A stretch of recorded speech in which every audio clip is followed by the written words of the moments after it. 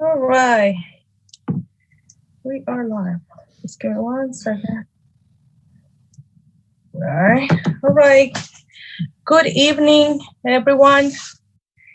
Thank you for joining us in this meeting of the Mayor and Council of Brentwood. Today is February 1st, 2022, and this is our work session. And as you know, this meeting is being held virtually, and residents can view this meeting by joining Zoom link at the end of this agenda. You will be able to see it. And also you can view it on channel 71, Verizon channel 36, or online at www.livestream.com/BrentwoodMD. I will move items. So I need a motion to open this meeting, although it's a work session. I don't think I need a motion. But I have, there you are. Thank you, Mr. Gaston. I was trying to look at my phone. So at this point, I would like to open the floor to have or receive any comments from the public. I see that we have some participants, some residents joining today. So if you have any comments to make, this is the time. And I open the floor for public comments. Mayor, we actually have an email that was sent by a resident who addressed a number of different items. Do believe there were 8, maybe 8 to 10. The interesting thing is the issues that he's raising are part of this process. Item number 5 and item number 6. The rest of them are public safety issues. So how did you want to handle that? Usually the general public comments, and for the records, anything that we receive, you can read it during the public comment section, so that can be recorded into the minutes. So you can read those now if there's no members of the community, because I would like to have them speak first before you read the email you receive. Anyone? I don't see the gentleman on the call. Oh, here he is. Yeah, he is here. He is on the call. Good evening, everyone. Yes, I'm here.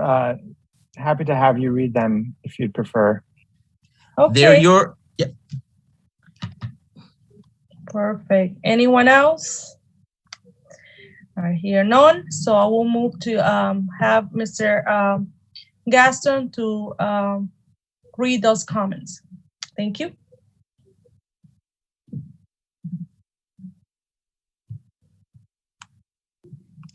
Unless the resident wants to read them himself, it's clearly up to him.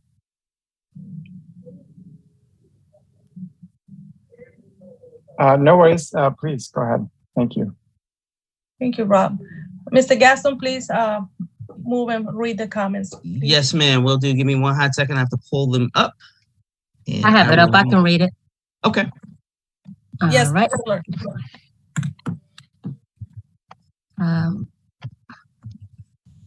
Good afternoon. I am reaching out to provide comments and questions for this evening's Town Council work session.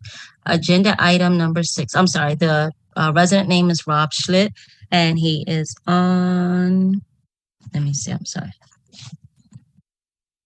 38th Street.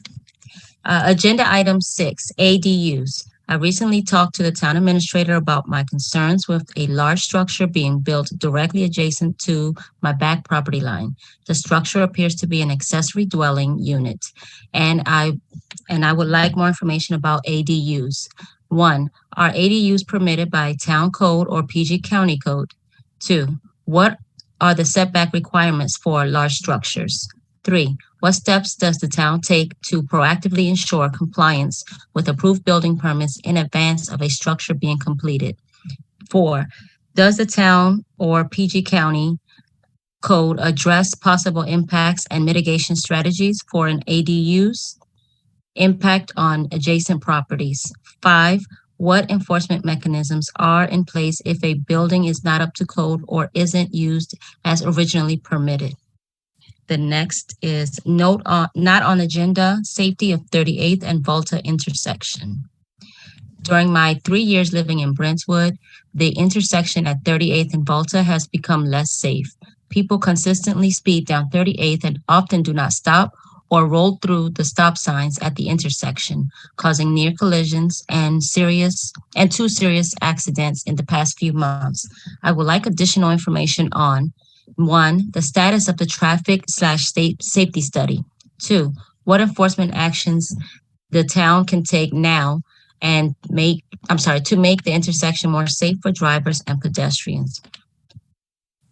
3, for possibilities for additional enforcement mechanisms, cameras, in parentheses.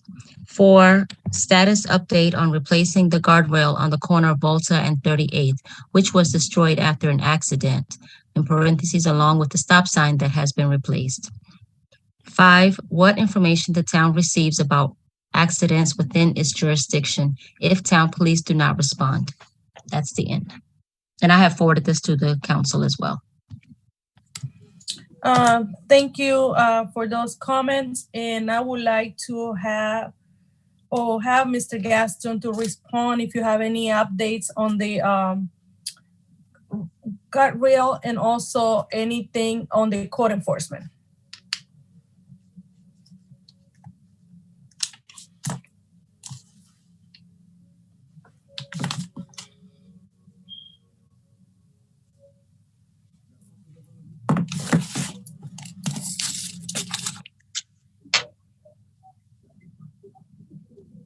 Mr. Gaston?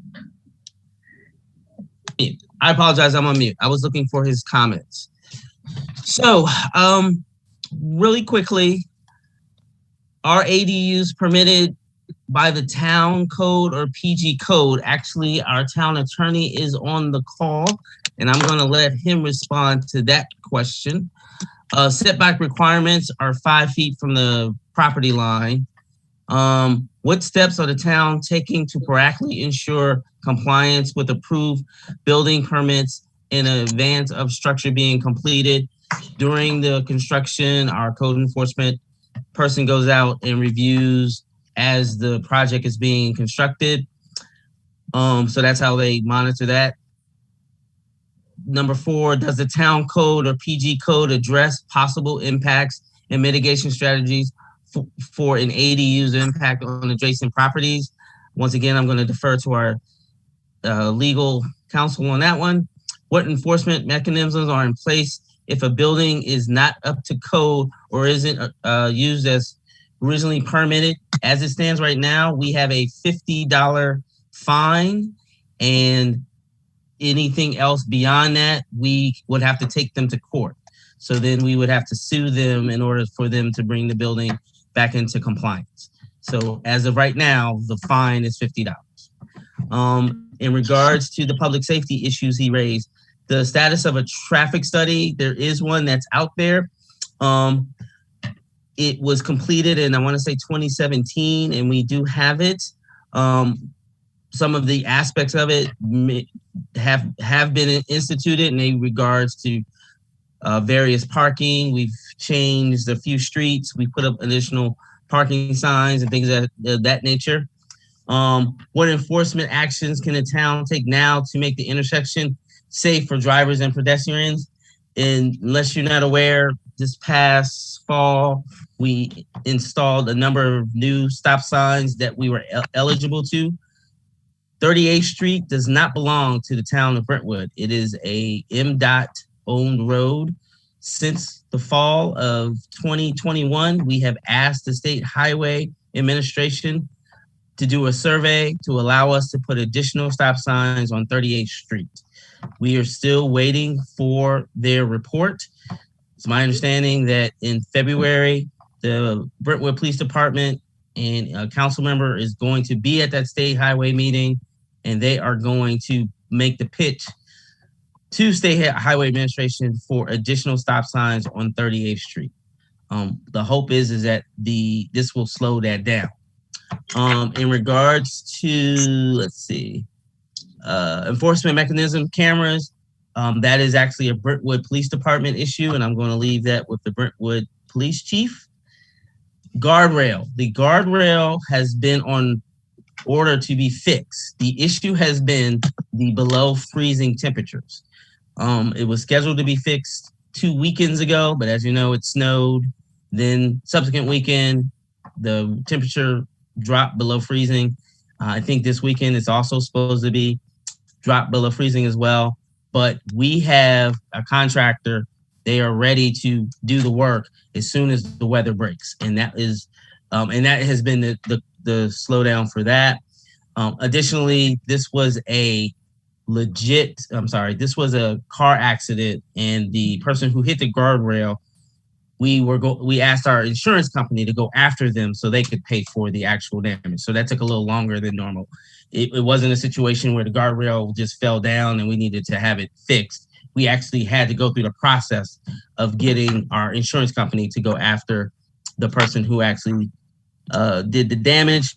What is the information? That's number 5. What information the town receives about accidents within its jurisdiction? If the town police does not respond, that is once again a question for our Brentwood Police Department. I think I've answered all of the items that pertain to me. Mr. Schlitt, if you have any additional questions or comments, let me know. Thank you, Mr. Gaston, and I will definitely follow up on these ADUs, and maybe if the attorney can correct me, but as I understand, the Prince George's County code doesn't allow any ADUs. Anything built before 1949 is grandfathered in, but anything new is, especially we are in the Gateway District Zone, they're not allowed. So we need to go back and check, because one of the things that I understand is like sometimes the county forgot that we are a municipality and they issue permits without really understanding that we are under that zoning restriction. So Attorney DeLoach, do you have anything else to add besides that? I agree with everything you said. There are a few exceptions in the law that if you meet those exceptions, then an accessory dwelling unit is permissible, but they're very narrowly tailored to restrict the ability for individuals to do so. Okay, but overall, based on what I'm hearing about potentially what's being done in our town, I don't think they meet those exceptions. So they are illegal in Prince George's County. We don't have a specific law that addresses that in the town. So we are covered by the zoning ordinance of Prince George's County. And as far as the second question as to whether or not Prince George's County or the town has any mechanism or any coverage in their laws to enforce or to sort of regulate, well, right now they're illegal. So that is the enforcement of them, that you just can't do them unless, again, you meet those very narrow exceptions in the law that I don't have in front of me right now. But again, they would not cover someone having an apartment in their garage or something like that. That is not what the exceptions are designed to cover. Thank you, Mr. DeLoach. Rob, just to follow, we're going to continue the follow-up, and we're probably going to have the county inspector, the code enforcement, to look at it and give us direction how to follow up, and that if it's that illegal, in fact, it needs to be removed. That's the only thing we can give you at this point, but I will make sure that we follow up directly with you to give you some updates. I appreciate that. Thank you. Chief, do you have anything? I know we've been working on having a speed camera. I'm not sure if that's going on Bolt and 38, but if you have anything in responding to his questions, please use this time to give us an update, or if you have anything to say. Good evening. Good evening, Mr. Schlitt. Is I say your name right? I apologize if I said it wrong. Schlicht, yep. Thank you. Sorry, sir. In regards to your what we can do now. That officers and have been being vigilant of the stop sign. We can't be at every stop sign in town all the time, but we are increasing our observation, especially that intersection, because it has had a couple of traffic accidents recently. As far as the cameras, we're in the process of putting cameras in various locations in the town. One has been 38th Street has had cameras on before, and you'll probably have cameras there again to address the speeding issues. Also, we just received a new radar gun, so officers are going to be assigned on 38th Street to take speed enforcement measures to address your concerns and the concerns of the town. As Mr. Gasson stated a long time ago, we made an approach to the State Highway Administration, various types of traffic control devices, and how to improve the roadway. And I got a feeling it fell on deaf ears, so we're going back at it again, and like Mr. Gasson said, and hopefully get 2 more stop signs placed at intersections that need it on 38th Street. As far as the traffic accidents, I get reports of it every day from the town, from the Prince George's County Police. Tells me everything that happens when we're working and when we're not working. So that's how we've been addressing some of your concerns, and I can, anytime I can meet with you, anytime to discuss further, if that's okay with you. Thank you, Chief. Appreciate that answer as well. Thank you, Chief. All right, with that. Mayor, if I may? Mayor, if I may? Sir? I also wanted to reflect, I wanted the Chief to jump in, but additionally, once we do our next budget cycle, finance cycle, we are looking to replace speed humps that were removed. I won't go into logistics as to why, but if you go around the town, there are about 13 signs that say speed hump, but there's no speed hump there. They were removed. When we do our next budget cycle, the hope is to get those speed humps replaced and put back in. And then if we have any extra funding, we'll look to add speed humps in other places that the police department deems necessary and or get their approval. So we're just not going to ask everyone, do you want a speed hump? We're going to let's go through the proper channels of our police department to make sure that the speed hump makes sense. So that I wanted to also add that too. And the next budget cycle starts in February. So hopefully when we receive the new Maryland Highway User Funds, we can allocate some funds for that. So that is another way we are trying to address the traffic calming measures here in the town of Brentwood. Right. Thank you, Mr. Gaston, for that. Okay. Any other public comments?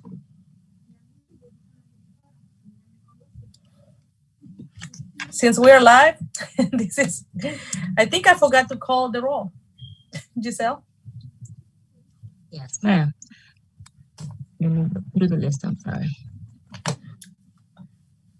We are so ready for this meeting that, oh yeah, everybody's in. Councilmember Taylor? Here.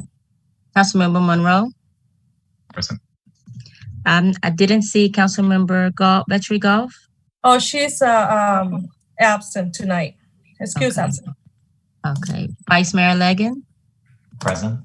Mayor Chimini Lopez? Present. Town Administrator Gaston? Present. Present. Chief Althoff? Present. Treasurer Dorsey? Present. Town Attorney Deloach? Present. And I'm Giselle Richards, Town Clerk, present. Thank you. Thank you for that. Now I can move to the other item in the agenda, which is the ARPA focus group outreach result. Vice Mayor, I think I received a text from you, but I wasn't sure if we still want to just give an update or we're just gonna move it to the next meeting. We'll move it to the next meeting. Not everyone's ready. Okay. All right, so that will be tabled for the regular council meeting.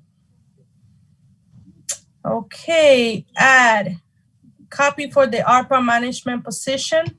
Is that the same thing as the number 2, or is it?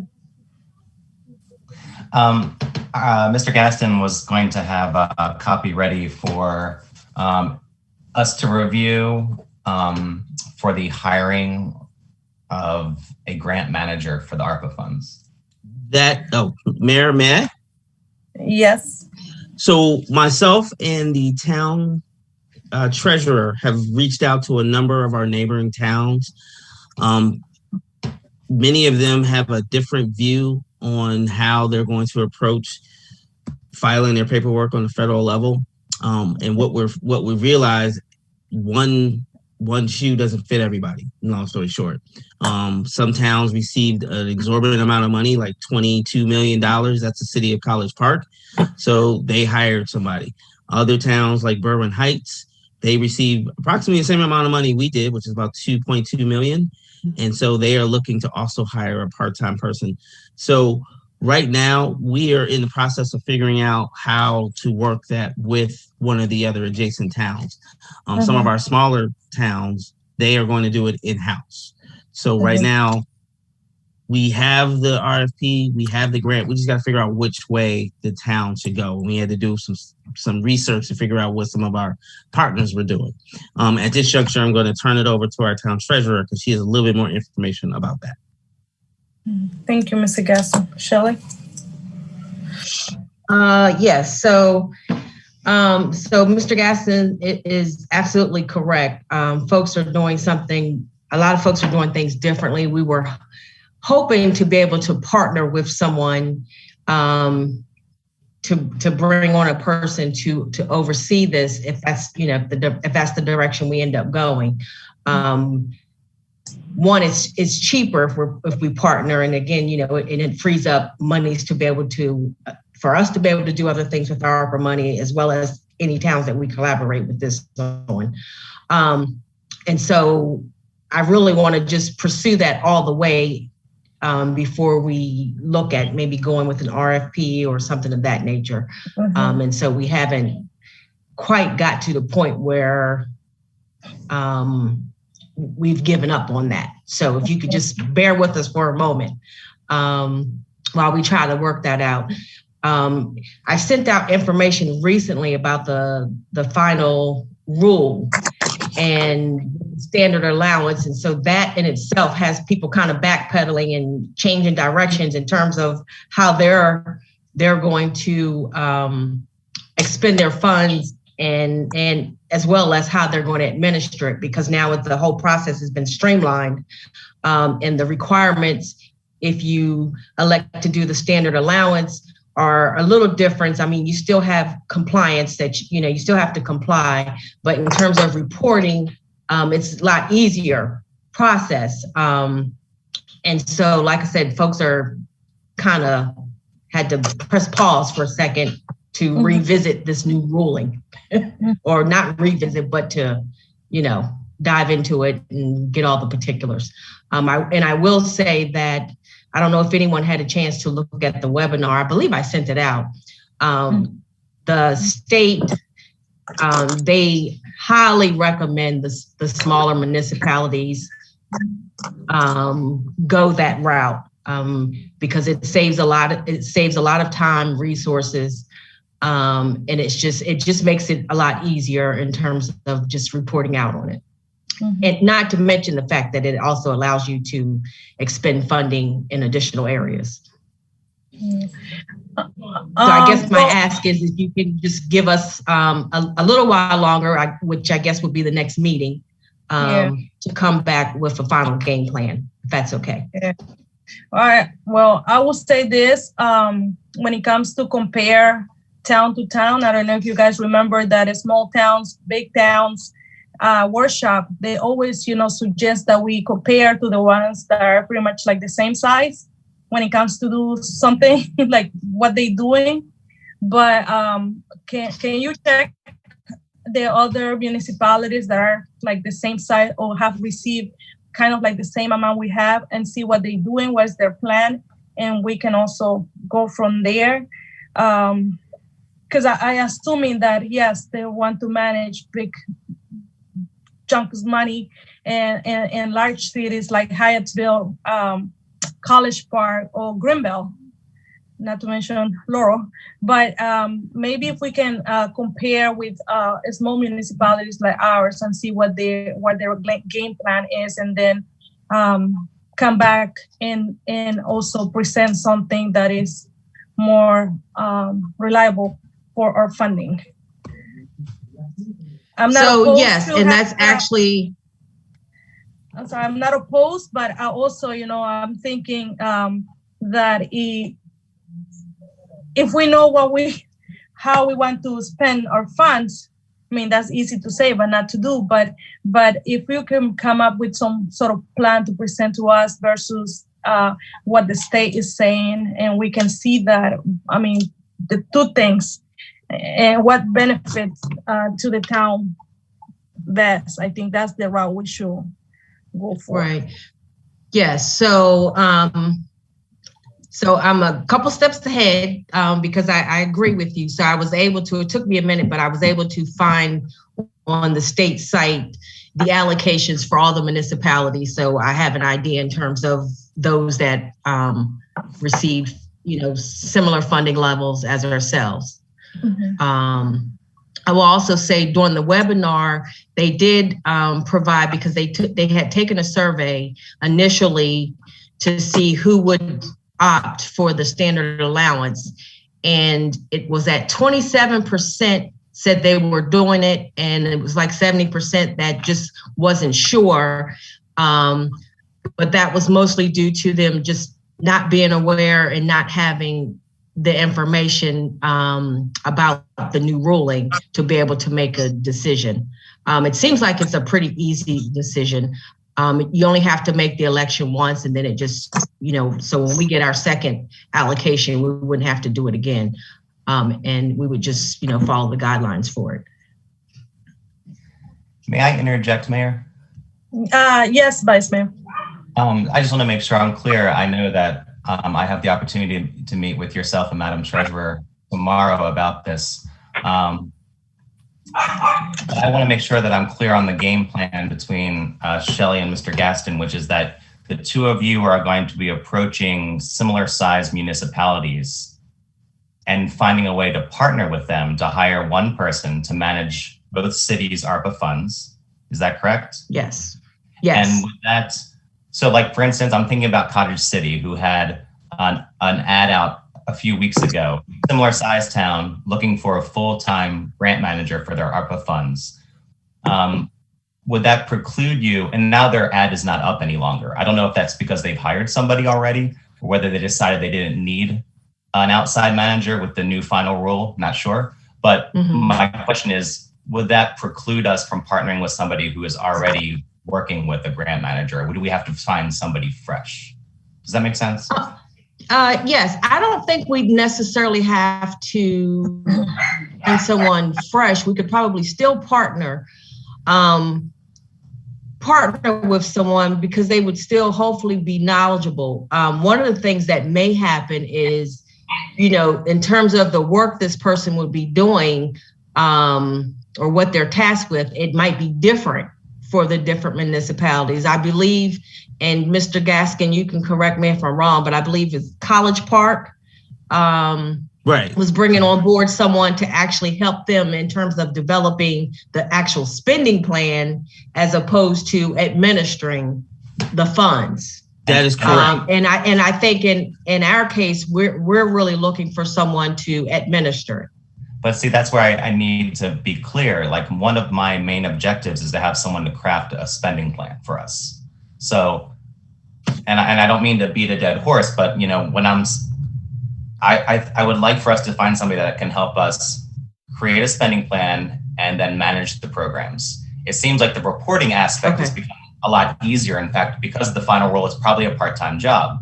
But I would like to have some professional input on creating a spending plan, as opposed to what it has been now, which is sort of like a shotgun method where it's like a little bit here and a little bit there. I want to know that there's somebody coordinating one master plan that'll be finalized by, let's say, summertime, and then we can start with our marching orders. So okay, for me, so important part of the request, you know. Okay, so thank you, Vice Mayor Legan, for that clarification, because honestly, I didn't think we were bringing someone on board to help with the spending part of developing the spending plan. I thought we were just really focusing on someone for the oversight and compliance and what have you. So thank you for that clarification. And so I got that, and I will keep that in mind as we continue to move forward. Thank you.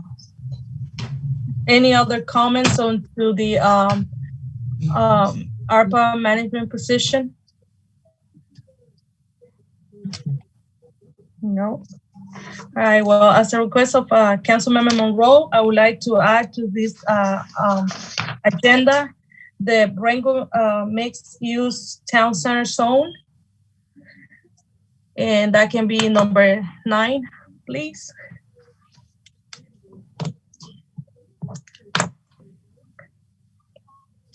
No problem. All right. All right, moving along into the agenda, we have Brentwood Business Relief Restructuring. And I guess this goes back to the treasurer, I believe.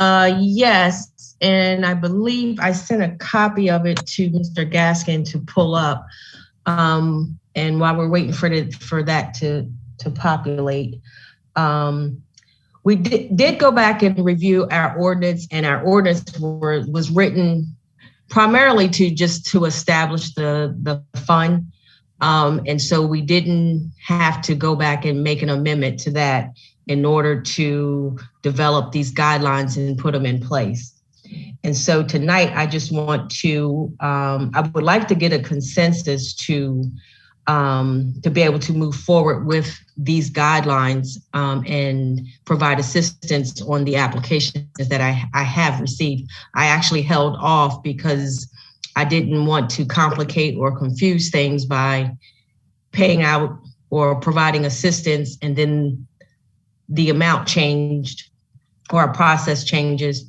And then I'd have to go back and make adjustments, and that would make it just harder to track. I wanted to try to keep everything clean in the event that we were to have to go through an audit process.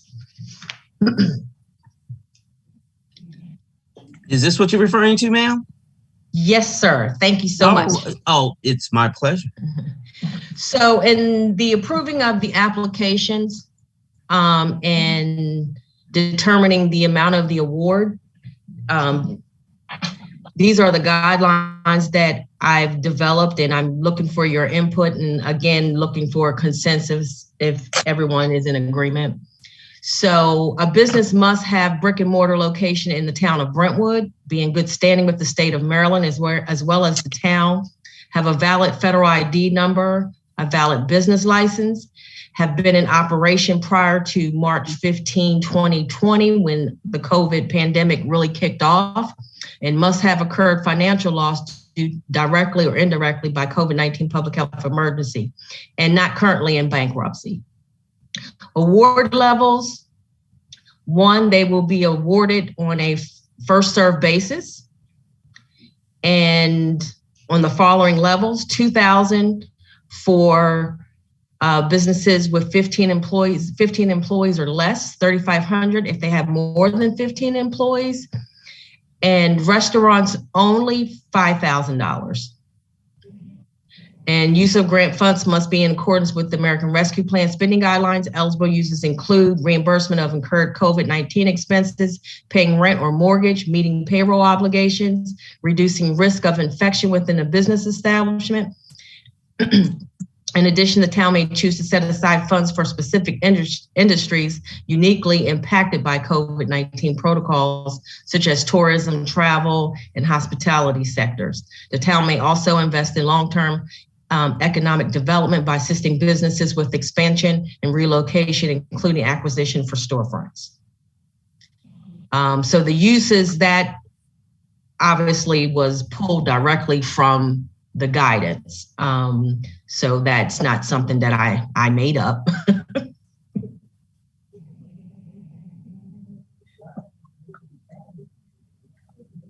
Thank you, Shelley. Madam Treasurer, this is wonderful. Do I remember us talking about having the ability to grant larger amounts to businesses that we're trying to rebuild as opposed to recover? Yes. And so we haven't really dived into that. I know right now we were trying to meet like some of the immediate needs. And clearly this would have to, we'd have to expand this to be able to, if we wanted to help with expansion or relocation and things of that nature. And I don't know if acquisitions was something we were considering. But that would require obviously more conversation in terms of what exactly we want to do. Makes good sense. Mm-hmm. So hopefully this will just help meet some of the immediate needs that our businesses currently have. And then in terms of, economic development, future outlook and things of that nature, we can go back and revisit that. I can meet with the town, I guess, Mr. Gaston, as well as Councilmember Monroe, and we can brainstorm and come up with a plan that we can present and tweak in one of our work sessions.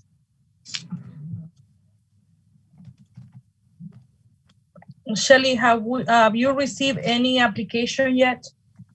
Yes, I have 4 applications that I held because initially when we discussed providing assistance, it was going to be at $1,500 and it required, various paperwork and documentation.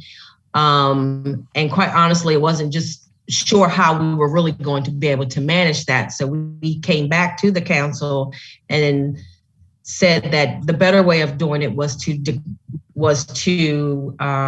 provide this funding under a grant. Which is what's being presented tonight. This is the revised plan in terms of administering or providing assistance under the Brentwood Business Relief Fund.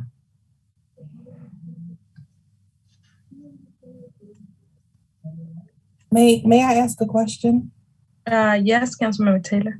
Okay, so I just want to make sure that I'm following along. So based on the document that we just looked at, if there's a business that has less than 15 people, then we can give them a micro grant of $2,000. Do we require any sort of reporting for how they spend the money?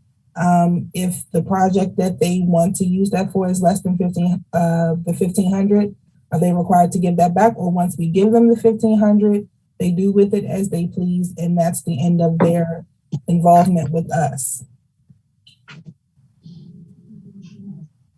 They get the 1,500 or whatever level they get, they receive.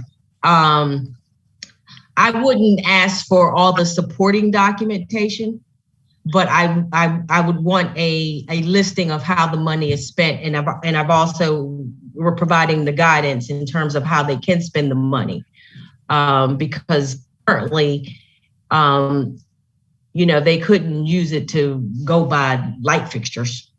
It has to be COVID related.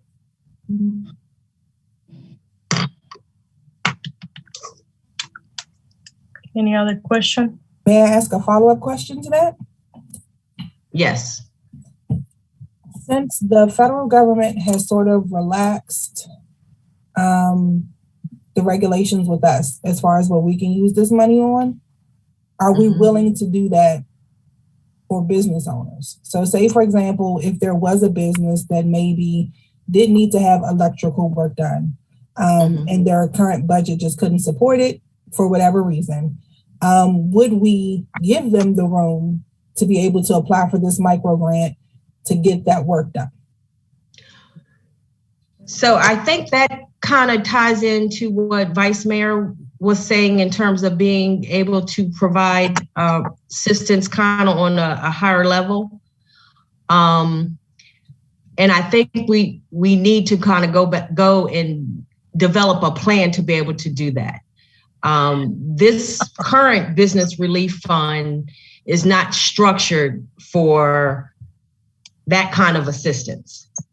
This was just, it was like immediate assistance to maybe help with payroll and some hiring, some of the, I guess, I'm not going to say smaller costs, because in some instances that cost could actually be great. But our current fund it's only $50,000. So we don't even have enough money in that fund to be able to provide that assistance, which is why I'm saying we'll have to revisit it and develop a plan to be able to capture some of those costs or higher costs.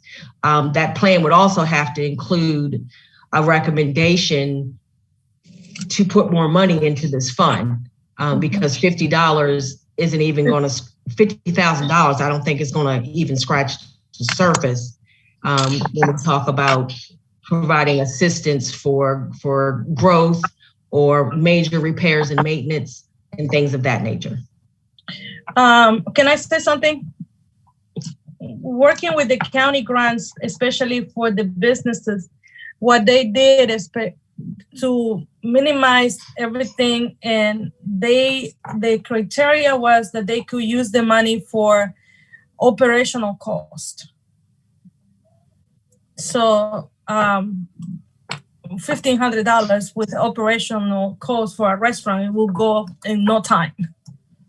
Okay, so I understand about getting all the documents, but this is my opinion. Of course, the council have to decide which way we want to go. But just for example, the county gave $12,000 to restaurants. It was directly for payroll and operational costs. They didn't have to report anything other than I guess at the time of their reporting their taxes, they will have to provide that information that they receive funding. So I don't know if that will help, but maybe because it's not a lot. I mean, it's not a lot of money compared to the cost of every day at a business, but we don't want to make it difficult either for the businesses. Right. We don't want to make it difficult. And, just, again, as a reminder, I believe this initial $50,000 was to kind of meet some of the immediate needs that our small businesses had. Same with the resident relief fund, because we just had a lot of people that was currently hurting. And so we wanted to just kind of relieve some of the pressure on them. We always kind of knew that we would have to develop a more robust plan for the future to be able to, again, capture some of these other major costs that, our businesses may have, as well as residents. It's my understanding that there may be some residents that, might be still without work, and, maybe they have roof leaks or something and they need assistance with roof repairs. Our current resident relief fund would not accommodate that type of cost. And so we'd have to, again, develop a more robust plan to capture that. And again, we've always known that, we just haven't developed that plan as of yet. This is more so to address immediate needs, to try to release some of the pressure off of our residents and our businesses. Ms. Dorsey. And I invite anyone who would be interested in meeting in the development of that plan. I invite you guys to come and sit at the table. I know Councilman Monroe is going to be at the table because he's kind of the chair of all this. But otherwise, we'll work on something and we'll come back with a draft. Ms. Dorsey, what is the timeline for beginning to issue this relief to businesses now that we have this on paper? So if if I have a consensus tonight in terms of the guidelines, then I would like to, the applications that I have, I would like to start issuing those checks tomorrow. I have one last question, if I may. Yes. I know that we had said that the resident relief was sort of a one-time thing. I think after they apply, they're only allowed to have one allotment. So my question with this is, we've kind of established that this is not the more expansive plan that we'll need to develop to offer more help to businesses. If a business applied for this and then we come out with the more expansive plan, will they also be able to apply for that? Yes.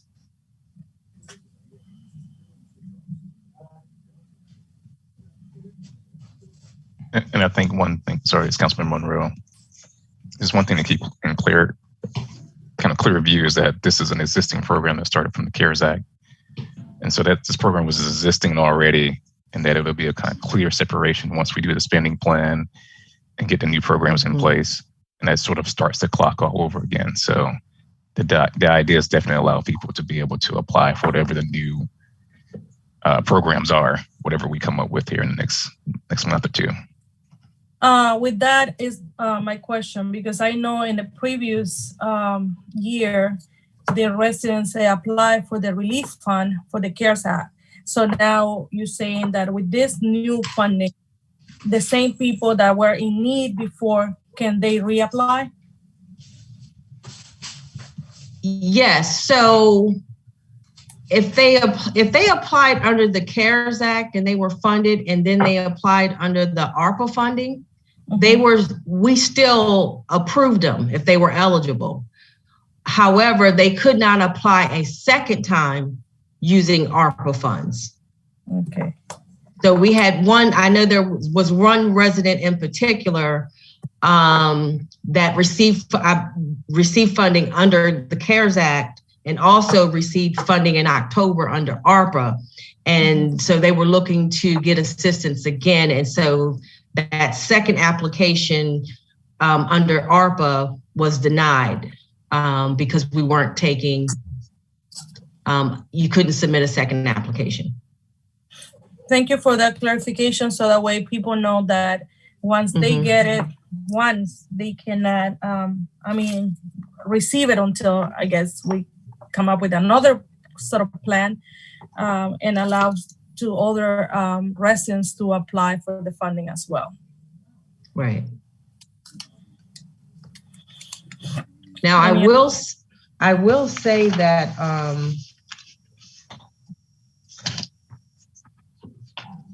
that our current resident relief fund, we still have $116,000 sitting there, and we don't seem to be getting a lot of traffic in terms of applications. And when we rolled it out, they were coming in, and so it has slowed down. So I'm not opposed to revisiting, being able to provide additional assistance because it has slowed down. But initially, early on, when we first, rolled it back out, I didn't want to do that because I wanted to give every resident out there an opportunity to submit an application and receive assistance if they were in need. But we don't have a lot of traffic currently. Okay. So I don't know, Councilmember Monroe, I don't know what your thoughts are on that. You may want to just wait until we develop the new plan. Yeah, because I just need more data to figure out if someone, is it because they just need a job? You know what I mean? I don't know what those things are that folks are in need of until we really dive more into the feedback we've been receiving. In theory, it's a good problem to have that folks aren't coming to that relief fund as much as they were, because that's a good signal that things may be getting better. Although we do know there are some folks that are still unemployed in town. So, maybe we create part-time positions out of that fund, for example, to give folks community engagement positions, just to kind of spitball there on the fly. But I think we see how the fund continues to go, and then once we develop the new spending plan, we have this pot of money left, and we shift that into the idea fund for what we need to do. Yeah. Okay. Okay. Any other question in regards to the business relief restructuring? Nope. All right, thank you. So before, I'm sorry, Mayor, but before you go on, can I just get a consensus on the guidelines? Oh yeah, I'm so sorry. We need a consensus because otherwise she won't be able to cut those checks. So, who say yay? Thumbs up. Yes. Okay. Yeah. I mean, although we will have to bring it back into the regular meeting to do our motion, but right now we need a consensus to move forward. I guess we're moving forward, Shelley. Thank you so much for that. Yep. Yes. Thank you. Okay. So our next item is the rental units. Yes. The unit inspections, I'm sorry. I had asked to put these next two items on the list, item 5 and 6, rental inspections of owner-occupied units, and then accessory dwelling units, which we discussed a little bit already. So let me give you just a little bit of background as to what I'm thinking, and then really what I'm going to just look for you is just your marching orders and your interest, I suppose. So obviously affordable housing is a big thing, and creating affordable housing is important. Making sure that affordable housing is safe is equally important. And so what I've noticed in town is that we've sort of seen an increase in these multi-unit dwellings where a homeowner may rent out their basement. There's like a complete full apartment downstairs with like kitchen and bathroom, or they might rent out their garage, which has been, fully redone into an apartment, which is great because it does create that affordable housing for the renter, and it brings in extra income for the homeowner. But what we do not have in Brentwood Code is the ability to inspect that property and make sure that it's safe for the people who are renting. It's a funny little thing where, like, if my buddy in Baltimore owns a house in Brentwood and he's renting it out, then he has to register it with the town and he has to get inspections. But if I'm living here in Brentwood and I want to rent out my basement, I don't have to do any of that. And my concern is that without proper inspections of these rentals, somebody's going to get hurt. I've heard of things happening in New York when they had all the flooding in the basement apartments. We've heard of things happening in DC when they've had fires. And I'm all for creating affordable housing in Brentwood, but I'm also all for making sure that those units are safe for the people who are renting. And so that's my first sort of point that I want to bring to you. And then my second point is very similar, and it has to do with ADUs. ADUs are great. They provide affordable housing. PG County allows them, Arlington, Montgomery County, they all allow them. Do we want to allow them? That's my question. And if so, if we do want to allow them, how do we want to create sort of code that protects the renters, protects the character of our community, or do we want to say no ADUs? In reality, there already are a bunch in Brentwood, but there's currently no code to protect the people living there. So I guess what I'm asking for is your immediate sort of like thoughts and feedback. And then if you're interested in me addressing the issues, I will do the deep dive of offering specific recommendations at our next work session about these two items, about allowing ADUs or not, and then creating inspection code for owner-occupied rental units. Okay. I think and the attorney is here to correct me if I'm wrong, but in the past, when I brought the rental inspection fee and the ordinance that we had back in 2014, I believe, we went into that back and forth, and the only back, like not even the county has this, and I heard that over the years with discussion. It's very difficult when you have the homeowner, because that comes from their, is under their, I don't recall what was the thing, but Jason, do you remember when we had that discussion that we were trying to also have a fee for the co-renting space, and there was something about their owners and their insurance, or something that we couldn't move forward, and that wasn't, there was something, I don't recall exactly. I will have to go back to the minutes, but I don't recall that. We didn't add that piece in there, although there were some comments, I remember, for Ms. Wells and some other people that they were in favor, but there were also a lot of people that were not, because they were like, this is our house, and then we paying our insurance and the house, and a lot of the people that live in the spaces are big families. And I think that was when it was brought that a lot of the minorities, I would say families, they live like in big family types. So I think that was the discussion back then. I don't really recall the details, but that was maybe 2014, 15, and that's on that. And my other concern, I mean, I'm not, I'm open to follow the discussion and find ways, but with the ADUs, we will have to actually get a variance in order to do that, because it's in the zoning.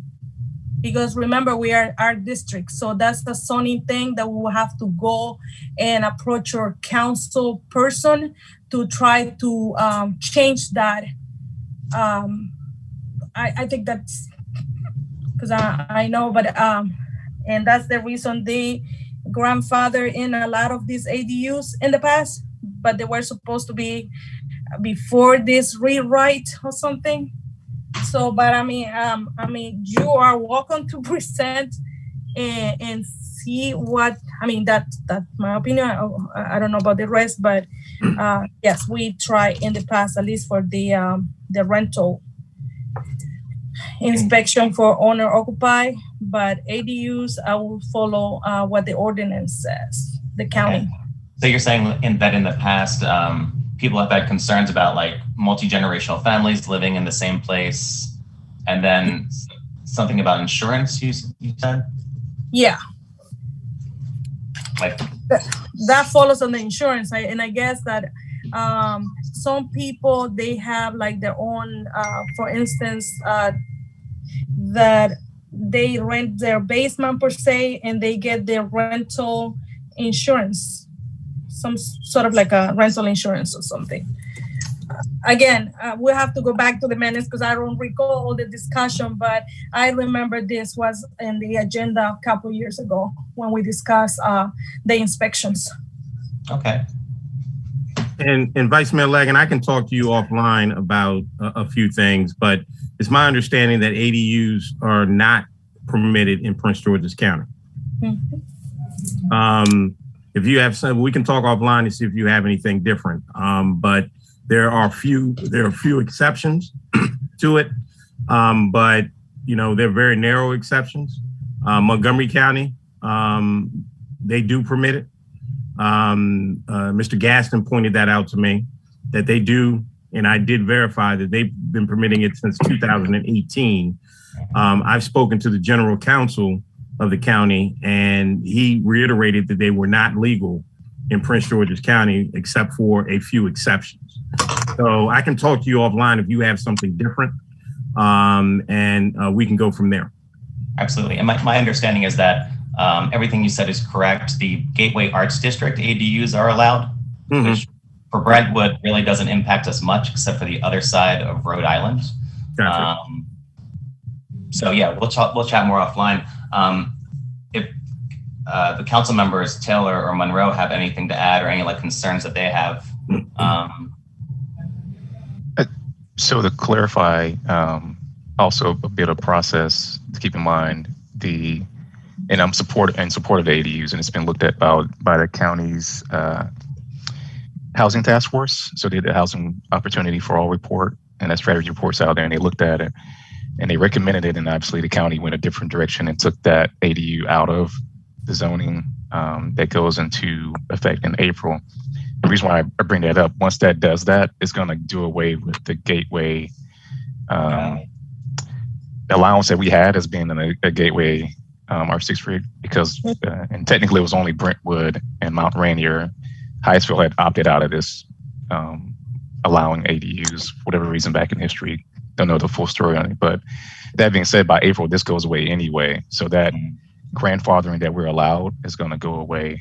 And then as far as process goes, it is something that groups are actively looking at, and I can connect you with folks that we've been talking about this topic on, and how to, once the county elections are done and we get new representatives, we can have that, I would say, wait until that election is done, because nobody's going to be able to do anything right now because Danny's term limited. So it'd be probably more effective to wait until whoever the new person is that comes to her position that will have more authority at that point. And it's also not just the county council that's going to be Parks and Planning, DPI, that would be a part of that discussion to make the change, but it definitely starts with that county council members' support. Once they're, whoever the new person is that comes in, that'll be the first starting point. And then we just get a good group support of the towns that are really trying to do it, and that's how we can move it forward. But for now, I would say it's not realistic until we get that new person in place. Sure. Okay. And this is also just to add on to everything that Council Member Melvin said. This is also something that we addressed as a part of our legislative priorities for this year. So it is something that is of interest to multiple municipalities within Prince George's County. And so I think, like you said, everybody's just kind of biding their time until after the election, and then we'll kind of know who our representatives are, if it's an incumbent or if it's someone else, and then we can kind of formulate a plan of action for what the next step would be if we decide that we do want to move forward with that. That's great. So then maybe in the meantime, I can work on perhaps recommendations for inspections of owner-occupied rental units and hold off on the ADUs until later. It's probably good advice anyway. Thank you.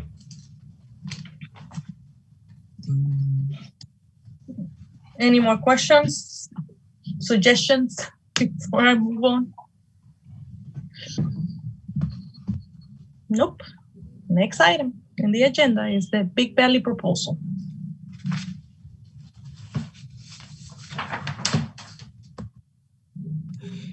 I'm assuming that's on me, so I need to bring that up. Mayor, is that correct? You want me to talk about that? Okay, I apologize. Yeah. So per the Mayor Lopez's suggestion, I reached out to Big Belly, which is the automatic trash compactor, recycle and trash unit that sits in Bartlett Park. I think there are 2 in Bartlett Park. And the mayor has suggested that the town purchase additional ones to locations to be determined later. They are approximately, and I'll throw out the number, I gave the proposal to the town treasurer, they are approximately $8,000 for a set of 2. So the question was if the town wanted to pursue purchasing another set, or a set or 2, excuse me. And that is the pitch. Let me get the exact number. I'm gonna look up the proposal real quick, and I'll give you the exact number.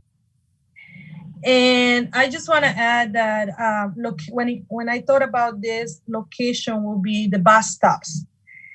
And yes, we already have a set on Bartlett Park, but I noticed that the accumulation of trash near the bus stops can be substantial, and this also can be. I remember that we got that set because we collaborate. That was a collaboration grant. I believe that was Bladensburg that submitted the grant, and the Port Towns and Brentwood was included to be able to obtain that through the grant. So I'm not sure if the grant is up for this, but I tasked Mr. Gaston to find out the price, because this is a great system and also a good way, kind of like sustainable to be able to keep our town clean and free of flies and all the trash that accumulates. And I thought that I should bring this to your attention as well. And with the quote there, just to you see, I'm not sure who else is, if this is the only place they sell the big bellies, but at least this is kind of like the price that we are looking for. Correct. So this would be, and Mayor, if I may, we currently have a set of two. I'm sorry, we have two sets of two in Bartlett Park. This would be additional set. So the set itself is $73.25. There are, so I'm not sure when's the last time the town of Brentwood purchased these, but the technology has improved, and the other cost of the newer technology one was $8,500 for a set of two, and the difference was not negligible at best, but it did have some updated technology on the actual device itself. So I just want to give everybody an update on that. So if you are interested, or we can move this to the next meeting, but I did want to let everyone know not approximately, this is how much the cost is. And so we will be getting another set of what we already have as far as the big bellies go. Does anybody have any questions? Yeah, I'm sorry. Is there a bus stop that is particularly problematic with trash more than another? I noticed the one on Rhode Island Avenue, and also I think the one I see very often is the one near Wyndham and 38. So Rhode Island, like by the Agape Learning Center, that bus stop? Yes, that one. And Wyndham and 38th? Yeah. And how would we be paying for it? Just not through a grant this time? I wish there will be another grant. I was trying to contact Sergeant Flynn from Bladensburg, because he was the one who submitted the grant before.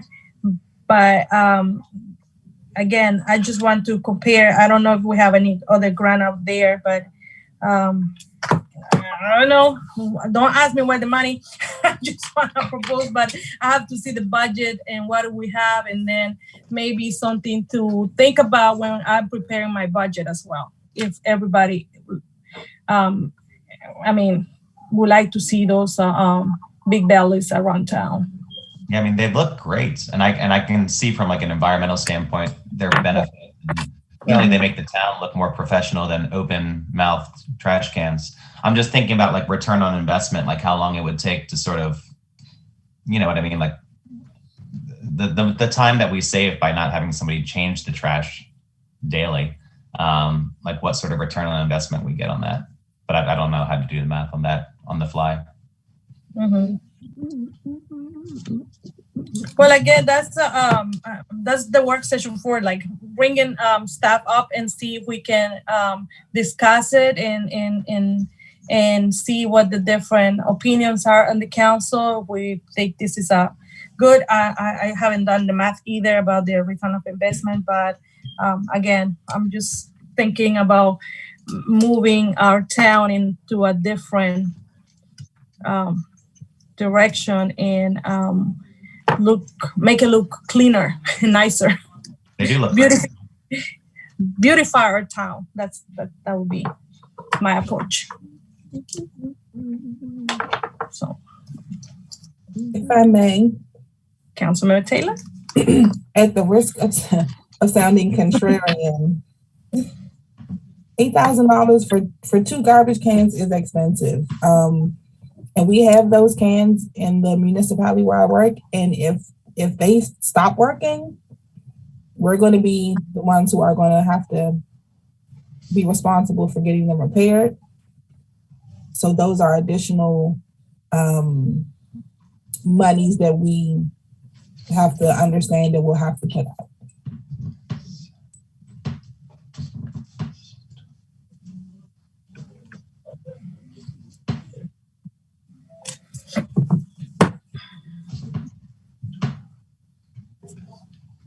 Anyone else have any other comment? I have my back of the envelope math if you want to hear it. Okay. So I was thinking, and I don't know all of this by heart, but I'm assuming, I'll say every like public works employee makes about $20 an hour. So that would be 33 cents per minute, assuming it takes about 5 minutes to change the trash, and there's 2 of them. That'd be $3.33 per day that we pay to change those 2 trash cans, which is $24 a week, which is $12.13 a year, which at a cost of $8,000 would mean it would take 6.5 years to get a return on investment. But that's just the financial part. You know what I mean? There's also the intangibles, the aesthetics of it. But it looks to me like it would take about 6 years with no repairs needed during that 6 years to get a return on investment ish. I mean, how long have we had the ones in the park? We probably had those for a while, right? We received them back in 2018. Okay, so 4 years. Have we had any issues with those? Have they broken or anything? No, not that I'm aware. Cool. Mayor, if I may? Yes, Mr. Gaston. No worries. Except for vandalism on 1 or 2 of them, I will let you know that the trash cans do have an opportunity for advertisement. So if you have a company that you want to put an advertisement on either side of the trash can, believe it or not, the trash cans, we spoke about technology, when the trash can fills, myself, along with Mr. Welch from Public Works, receives an email and lets us know that it is full or that it needs a battery change or something of that nature. So there are benefits to it. However, I just wanted to throw that out there in regards to the maintenance of it. We haven't had any issues with the 4 that are currently in Bartlett Park. So other than the vandalism to the actual cans themselves, and when I mean by vandalism, I'm referring to graffiti and things of that nature. Other than that, not a problem. Giselle, you said battery replacement. We have to replace those batteries. Is that what you're saying? Yes, that's the only kind of maintenance I've ever seen needed done on them.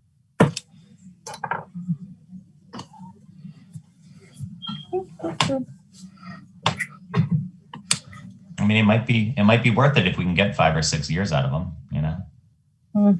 Well, we received those back in 2018, so they're still functional.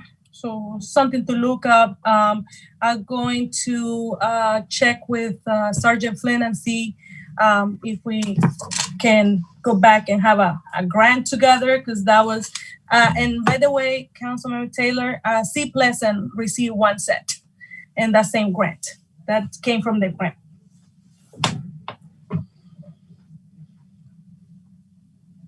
Just an FYI. So I have a question. Which trash cans would this be replacing? I'm trying to picture where these would be.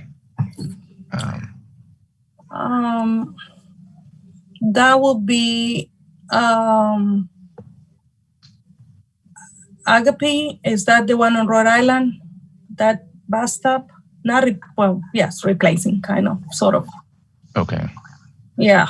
And I also thought about, I wish we can have one in one of the every bus stop. So that would be me. So But I was, again, only because I drive by every day. Not that I haven't, checked other one, but that's because I see it every day, is the one on Wyndham and 38.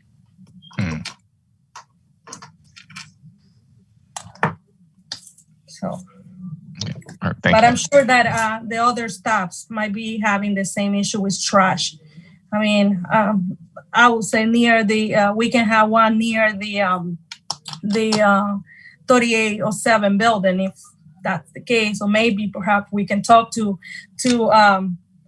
the owner there if they're willing to have one like that near the building. I don't know. I just want to make it look nice too, and I guess environmental, sort of doing our part. And the reason why I was asking is, I agree. It's the one like at 38th and Wyndham, for example, used to be open, and then we put the top on to make it a little bit nicer. I was wondering if we could do something as simple as that for these other ones, but I just could not for the life of me picture the open trash cans and where they were. So something to think about. I guess, obviously these are pretty expensive, but if we could do something simple for the other ones in the meantime, until we can get to the point where we can replace all of them. Mm-hmm. Yeah. And the other thing is about health. I don't know if you noticed, but around town, I follow a lot of the discussion people have about rats. And when we have these open trash cans, that attracts more rodents to come by, especially we're so near the levee, the river. So I just thinking about having the town clean and beautify at the same time. So that was my approach, and they look nice too. So, but just think about it. I can bring it back. I'm gonna check if there's any other grant available out there, and we'll see what happens.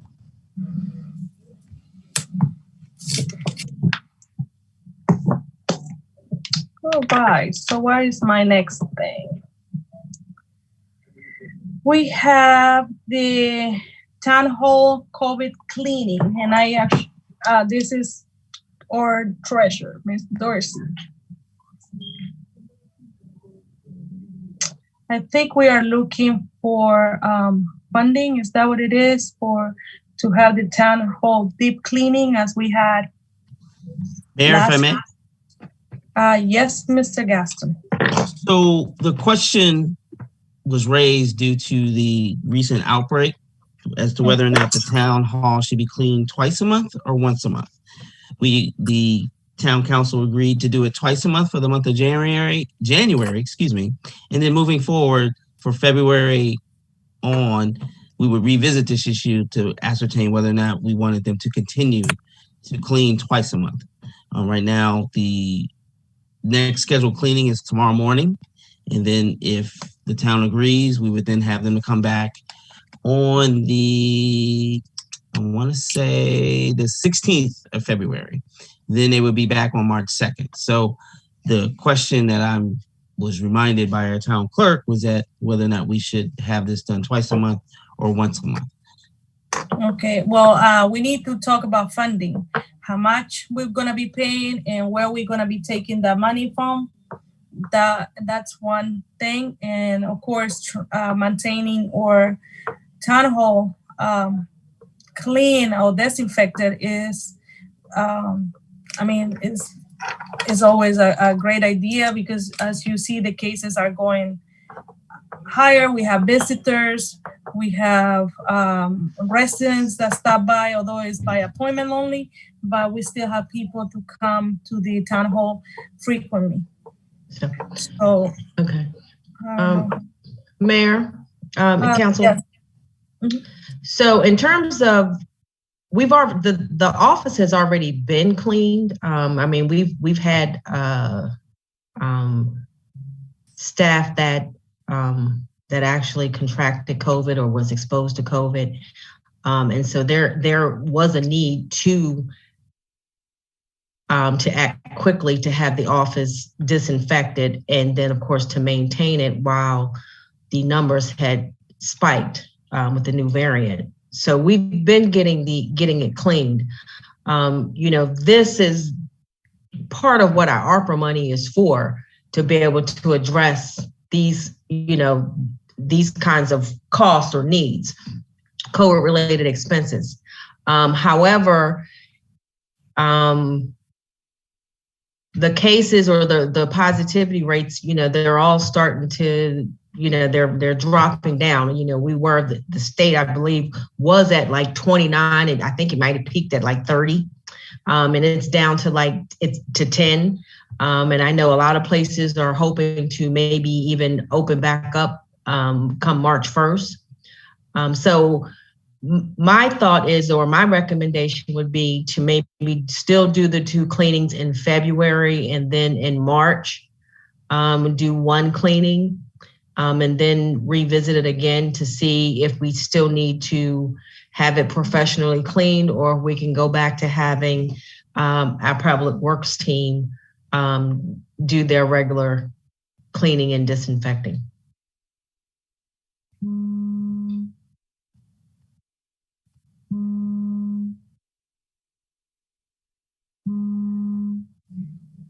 Council?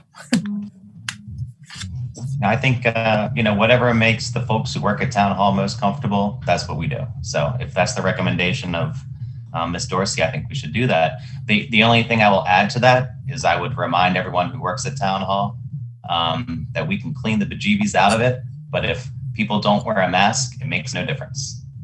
So that's right. Yep. Let's do both things in tandem, and we'll be in good shape. Okay. Keep everyone safe. Anyone else would like to comment? Yeah, I agree. I just, whatever you all need to be safe and healthy, it's pretty straightforward for me. So. Definitely.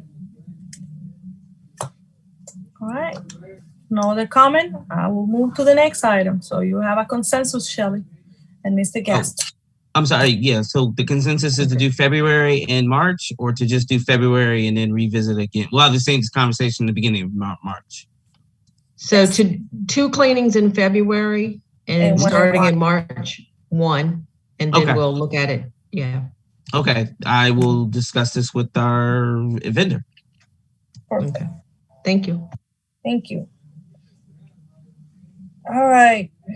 So the next item in the agenda is the Brentwood Mixed Use, the Town Center Zone Committee. And this is from Councilmember Monroe.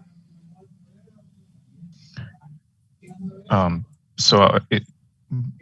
get the town administrator to give me some help on the context. I'm gonna make sure I get it all right. But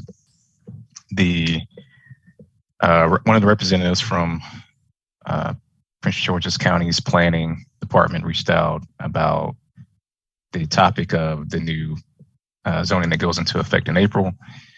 And we have make sure I keep this simple too, because it can get complicated quick, is that we have a mixed use town center zone for a portion of our town.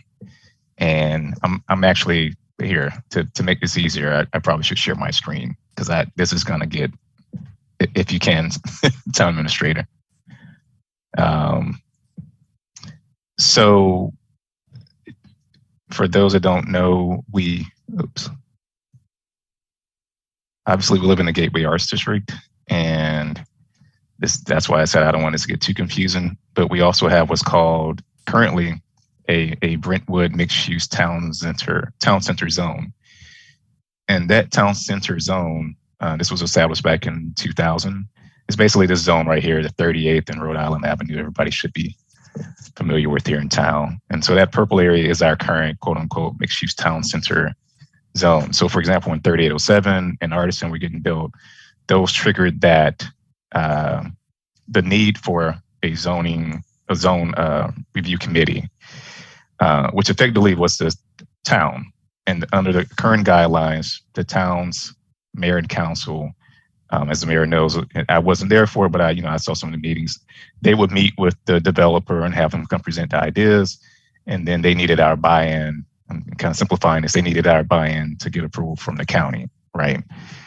Under the new zoning rules, what will happen is these old guidelines, which if you've never seen these great documents, there's 102 pages from 2000. This is technically our development guidelines for our major little area there in the middle of town. And actually, I had to look through, I hadn't seen this in a while, but it has a lot of guidelines about what we should be doing. And if you go through, there's actually some pretty neat stuff. But what happens is with the new zoning rewrite is that we have to create what's now being called a legacy mixed-use town center zone. And we're required to create a committee. I'm just going to switch views here. A Legacy Mixed-Use Town Center, or LMUTC Design Review Committee. This can no longer be the mayor and council reviewing plans specifically for exterior changes to buildings within these mixed-use zones. If everybody's tracking me with this, and I'm repeating what was explained to me today. I'm trying to do my best. What that means is 7 members from the town, and at least one of them have to be a professional that is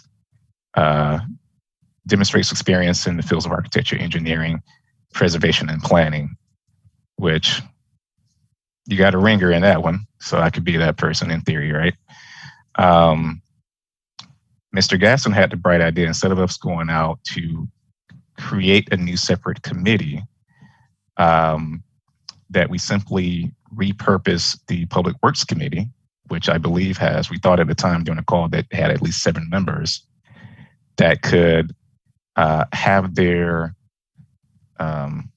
just change the resolution to say the committee now also has the added duties of serving as the LU MTC Design Review Committee as needed when it comes up, because right now we have no projected developments that would trigger this, but in the event that it happens in the future, a lot of the small towns won't need this committee, although we're being required to. And it's 4 of us that are following in this right now. It's us right here, Brentwood, Mount Rainier, Riverdale Park, and I think Suitland also has this thing that gets triggered as well. So those are the 4 towns that are going through this current change up where they're being asked by the planning folks to create these committees. We don't have to have these committees technically finalized because the zoning doesn't go into effect until April of this year. And at that point, we would need to submit a slate of names.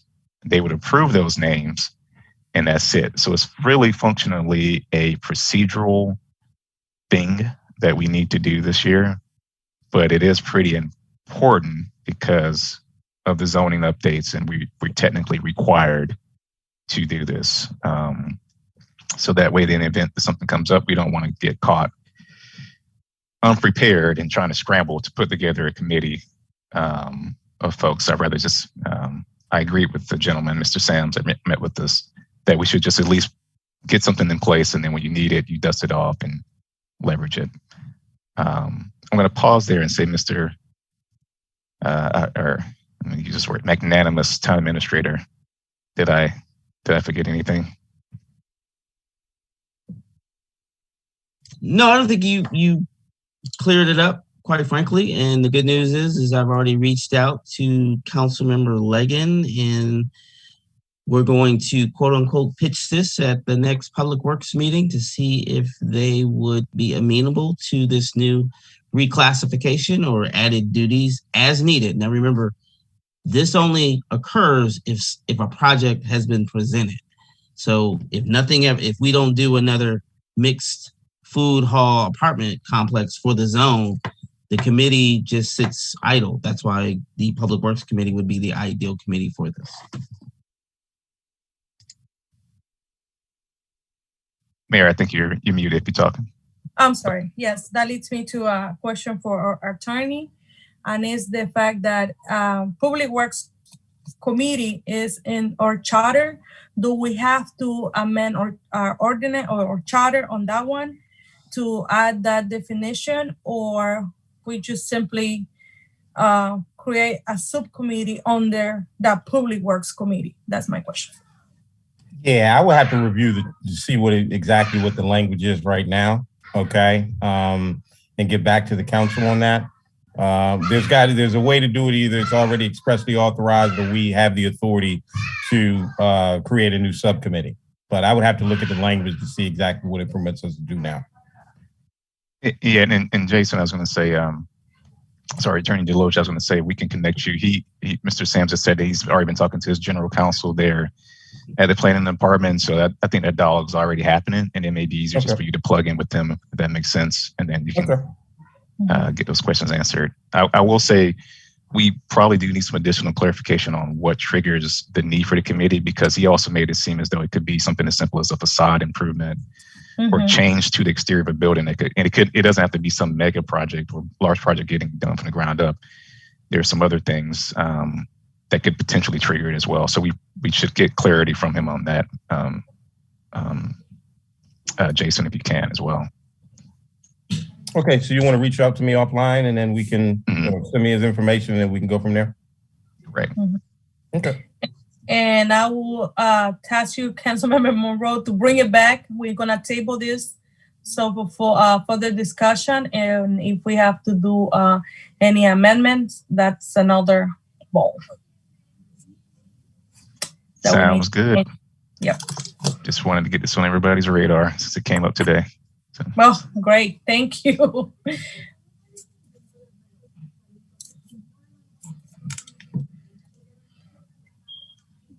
Anyone have a question for Councilman Monroe before I move to the next item? No. Okay. So my next item, and this was brought by Vice Mayor Leggett, the premium pay for essential workers. Yeah, thank you. So I just wanted to see what folks thought about maybe getting started now on creating some premium pay for essential workers, right? So, and what I'm thinking about is everybody who supported the town services during the pandemic, police, public works, administrators, anybody who couldn't work from home basically and was still serving the public face to face. You know, it's something that a lot of states have already done, a lot of counties have already done. I think we're pretty behind the curve on this one. But, you know, I think there could be some really easy parameters to kind of figure out what is owed and what is due. You know, the governor declared a state of emergency on this day. He said it was over on that day. Those days together, you know, equal 75 weeks if you were to look at it. And assuming that every employee has worked about 40 hours per week, that to me says that like we probably could pay some sort of retro hazard pay for about 3,000 hours per employee. I mean, of course, Ms. Dorsey would have to look at, you know, hours worked between certain days to get the exact amount. And that is something that I feel like we could do fairly immediately, as in we could probably vote on it at the next meeting. And then what I was hoping that we could also maybe consider is essentially offering a temporary raise for all the essential employees, again, using ARPA funds for sort of Vice Mayor, I'm sorry, I think this needs to be discussed into a closed session. Okay. Can we discuss the premium pay for like retro pay, or is that out of bounds? Ms. Attorney Deloach? I don't think that the last statement he made needs to be in closed session, but I do think that we are teetering. You know, we're not talking about a specific employee that would get into the personnel. We're talking about a group, so that may exempt us from having to do it in closed session. But at some point, we may end up having to discuss it, especially if you're talking about an individual employee. But it sounds like he's talking about a whole swath of employees. Okay, I double checking. I just don't want to violate the rules. Yep. You're right, but you can continue, Vice Mayor Leggett. Okay. Yeah. Thank you, Attorney Deloach, and thank you, Mayor. Yeah, so I mean, like I said, I think to a certain extent, we could probably move on the first part quickly, that is like the retro pay. And then as we're creating this plan that we discussed for our ARPA funds, this sort of master plan of what to do, then we can discuss premium pay moving forward. How do people feel about that? Well, I think it's a great idea because it was on my own little spending plan. However, I will say, because not everyone may be aware, so the town, for the police department and for public works, we did do hazard pay through the CARES Act. And so that went through December 2020, or whenever that cutoff was. And I want to say some of the surrounding municipalities, you're right, we're kind of behind the ball on this. They've already, addressed this issue. And I think some just did like a lump sum payment. And I think that's something that we may want to consider. And I'll just give you an example as to why we might want to do that. So a full-time employee, just regular hours, no overtime, that's 2,080 hours a year. And so, if you did hazard pay at a rate of $2, that's a little over $4,000. So I'm thinking you may want to cap the retro somewhere. And so I can draft something in terms of, again, a recommendation in terms of what we might want to do, because I do think you want to cap it. And then my other question would be, establishing a rate moving forward until we're through the pandemic. This is one of the categories under the ARPA plan. And of course, with the standard election, which again, I do think most of the small municipalities are going to elect to do, it does allow you to pay this out across the board. I will say, I think code is special because I think they should have, under the CARES Act, been allowed to receive hazardous pay, and they were specifically excluded. Oh. And so we were only able to pay the police department and public works. And so, there might be an exception there that I may propose, because I do think they should have been entitled to it.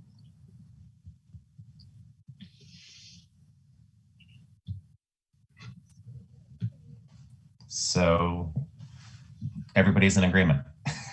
So may I just, I put a note in the chat, and so everybody probably saw it. At the municipality where I am, we were supposed to get a bi-weekly stipend, but then some time went by where we didn't get it. We just ended up getting a lump sum. I'm in favor of the lump sum to cover the back pay, and then we just figure out what we're going to do moving forward, whether it be an hourly differential, whether it be just a set bi-weekly amount. When we were scheduled to do the bi-weekly amount, the sworn police got a slightly higher amount because they have more interaction with the public, and so the risk for them is a little bit higher.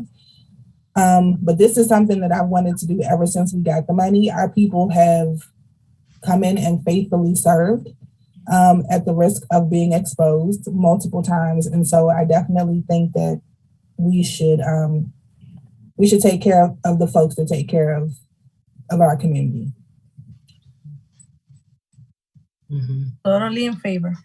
Yeah. So, and I will say that, when you establish the rate, it doesn't have to be the same rate across the board. So I agree with, what Councilmember Taylor is saying. Yep. All right. So I guess you're going to prepare a recommendation. Will you send that over for review before our next council meeting, Shelley? Yes, I'll try to get that to you by the end of the week. Okay. All right. Any other questions? Comments? If I may, Mayor? Yes. We are at the end of our meeting, but there are 2 items I think we need to make the public aware. I realize it's not the second meeting, but we do have 2 proclamations that we want to read. Like I said, I'm not sure if we can do that at this meeting, but one of them deals with the entire month, and I truly hate to wait till we get to the 15th or whatever the month. What is that? The 15th, in order to read that one. And then we'll also have an event this Friday. I don't know if you want to read that one or not, or how you want to approach that. I think you know what I'm referring to. I'm going to turn the floor back over to you. Yes, definitely. We can do the proclamations today since it's the beginning of the month, but I think you're referring to our proclamation in loving memory of the city of Hyattsville, Mayor Kevin Ward. And I would like to read that. That's correct. The Town Council of Brentwood, Maryland wants the family to know that our hearts are with you. Bid goodbye to a husband, father, and the mayor of the Hyattsville, Maryland. Whereas Kevin Smith, I believe that's Ward, was a dedicated civil servant for the city of Hyattsville, who was active and had a tremendous impact in the greater Gateway Art District community. Whereas not only is the loss of a devoted father and husband, but also a confident counselor and closest of friends, a person who was always available to share an encouraging word and demonstrate a strong support to those in need. Whereas the passing of our beloved brother, and there is a human tie that has been broken, which bleeds the heart in agony of pain. We are encouraged and counsel in the words of William Shakespeare. When he shall die, take him and cut him out in little star. And he will make the face of heaven so fine that all the world will be in love with night and pay no worship to the garnished sun. Therefore, be it resolved that we embrace the family, because all of us have common bond and local government service that connect us. Mayor work can never be replaced, but we will attempt to demonstrate his affection for his family, residents, and staff of the city of Hyattsville. Now, therefore, I, Rocio Tremino Lopez, Mayor of the Brentwood, Maryland, do heavily proclaim February 4th, 2022, posthumously as Mayor Kevin Ward Day, and to the family of Kevin Ward, we know your loss is deep and your sorrow is great, but we want you to know that we share in the sorrow, in your sorrow, but more importantly, we recognize that this loss is heaven's gain. Tess, Mayor Tremino Lopez, and our town clerk, Ms. Giselle Richards. Thank you very much. And what I'll do is I'll prepare this. I'm not sure which council member is going to be able to present this on Friday for the service, but I will be attending with the chief. I'm not sure if any other member of the council will be attending, but if you look at the strict schedule they have for the viewing, it's from 9:30 to 11:30, and I will be with the chief on their where's their is that parade? I'm sorry, I don't exactly know the words, but the procession. The procession, I'm so sorry. I will be with the chief on that. Okay, so tomorrow I will prepare this and put this in your box, and so that you can present it to the family at that event. With that, it's been, I know all of us that are in this local government service, we always feel sometimes stressed, frustrated, sad, happy. We have all the emotions when it comes to serving our neighbors, friends, and it's hard to say, just reach out, right? It's hard to say, if you have anything, please reach out. We don't know what every individual is going through, but the only thing that we can do is share our caring and sympathy. And I guess we might be different in so many ways, but at the end of the day, we are humans, and we have emotion, we have sentiments. So let's try to be positive and caring for each other, because one day we're here and the next day we might not. So the only thing we can do is to make this world better, is to try to be nice to each other. That's all I can say. And it is very sad, because we all have our own battles, and not everybody is sometimes is not, doesn't have that opportunity to speak up. But please, let's try to be nice to each other. That's the only thing we can do as a human being. So with that, Mr. Gaston, I know there's something else. I don't remember what the other proclamation is. If you can please remind me. Mayor, if I may? Yes. Okay, so the other proclamation, and it starts today, would be the Black History Month. And yes, Black History Month. And I'm not sure. Councilmember Taylor? Yeah, we were fighting whether or not she wanted to read it or if I wanted to read it. So if Councilmember Taylor, if you'd like to read it, it's clearly up to you, but I have no problem. I can do it myself. Please don't fight, be nice. We were too excited. That's what it was. We were so excited.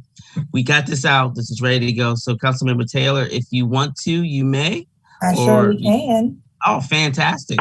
Do you see the screen? Are you good? It's still the proclamation for Mayor Ward. Oh, okay, you're right. Let me stop that and transfer that over.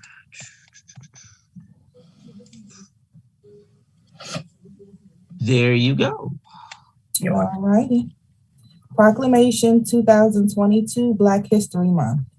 Whereas each year Black History Month is observed in February, and whereas the origins of Black History Month date back to 1915, when Dr. Carter G. Woodson founded the organization known today as the Association for the Study of African American Life and History, and whereas observing Black History Month provides opportunities to gain a deeper understanding of African American history and acknowledge the centuries of struggles for equality and freedom, and whereas Black History Month also celebrates the achievements and contributions that African Americans have made in shaping our country, society, and communities, and whereas every year the Association for the Study of African American Life and History sets a theme for Black History Month, and the theme for 2022 is Black Health and Wellness, and whereas this year's Black History Month theme explores the complexity and dynamic of African American families and their stories throughout history, now therefore, Rocio Treminio Lopez, Mayor of Brentwood, Maryland, do hereby proclaim February 2022 as Black History Month and encourage everyone to observe this month by acknowledging the history and challenges faced by African Americans and paying tribute to this community for its strength, perseverance, character, and contributions, all of which enrich our lives. Signed by Giselle Richards, Town Clerk, Mayor Treminio Lopez, Mayor. Thank you. All right. So, Mr. Gaston, would you like to read the announcements? Sure. Give me one hot second and pull that up. While Mr. Gaston is pulling that up, I just want to let everyone know that we will be having our Black History Month program on February 19th at 1 p.m. Flyer will be forthcoming this week. We will be having a panel to discuss health disparities among African American women during pregnancy. So we'll have a doula, we'll have a midwife, we'll have a breastfeeding advocate, and we are going to have a home birth advocate as well. All that information will be posted on the town website as well as all of our social media. Thank you. That's great. Outstanding. Mayor, if I may? Yes. So our upcoming events, hopefully everyone can see this, is on Tuesday, February 15th, we will have a council meeting. Then on Tuesday, February 22nd, will be the Public Works Committee meeting, and that's when we'll pitch the new duties for the Public Works Committee once the town attorney makes sure that everything is okay with the adding to their duties and responsibilities. Then, of course, it says TBD, but it's actually February 19th. Is that correct, Councilmember Taylor? Okay, that's the Black History event. The other February thing, 19th. February 19th. I apologize. February 19th. So we'll make this change. Also, if I'm not mistaken, I think the town hall will be closed for President's Day. Is that not correct? Yes. And you talked to our HR director, ma'am, Madam Treasurer. We will be closed for President's Day. Is that correct, ma'am? Yes. So great. So I'll add that as well. And so we will be closed for President's I'm sorry, Day. I was on mute, but yes. So we will be closed. We have reached out to Bates to find out what exactly is going to be their schedule for President's Day, which I think is, help me, HR director, is that Monday, February 21st? Yes. Is that about right? Okay. But so that is a yard waste pickup day, and we have reached out to Bates, but I have not heard back from them. I will continue to hound with Bates about whether or not the yard waste will continue to be picked up. And I think that will do it. I will turn it back over to our illustrious mayor, and she can make the determination as to whether or not we're ready to adjourn. And we are about to adjourn this meeting at 8:56 p.m. Can you imagine that? Not even 9 p.m. So, yes. All in favor, say aye. Aye. Aye. Aye. Aye. And thank you all for participation. Jason, thank you again for being with us during this meeting. Thank you. So I will see you guys. Bye-bye.